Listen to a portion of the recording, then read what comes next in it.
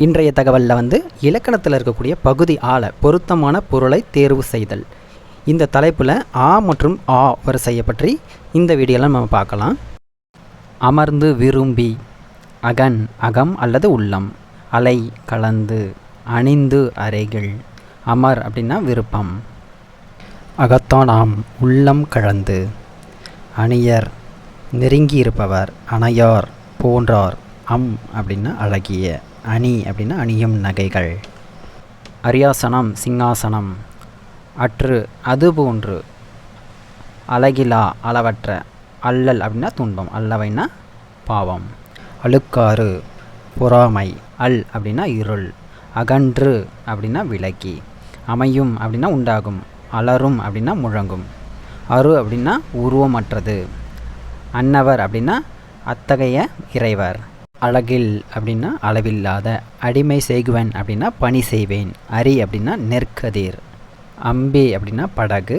அரைந்த சொன்ன, அதிசயம் அப்படின்னா வியப்பு, அடவினா காடு, அகழ்வாரை அப்படின்னா தோண்டுபவரை,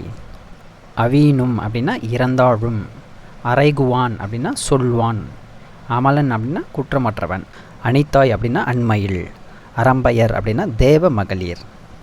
அதுக்கடுத்தது அங்கைனா உள்ளங்கை, அளவின்றுனா அளவினை உடையது, அறிக்கை அப்படின்னா அறிதல் வேண்டும், அயலார் அப்படின்னா உறவில்லாதோர் அப்படின்னு அர்த்தம், அழகுன்னா கோழி, அன்ன அப்படின்னா அவை போன்றவன,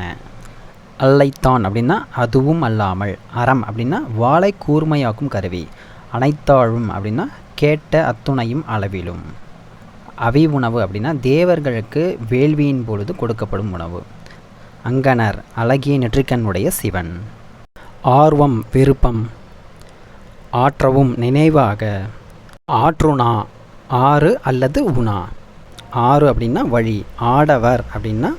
ஆண்கள், ஆர்கழி நிறைந்த ஓசையுடைய கடல், ஆழி மோதிரம், ஆனந்தம் மகிழ்ச்சி, ஆறுனா நல்வழி, ஆழி அப்படின்னா கடல், ஆலி அப்படின்னா உப்பங்கழி, ஆன்ற அப்படின்னா உயர்ந்த, ஆரவைனா புலவர்கள் நிறைந்த அவை, ஆக்கம் செல்வம், ஆயகாலை அந்த நேரத்தில்.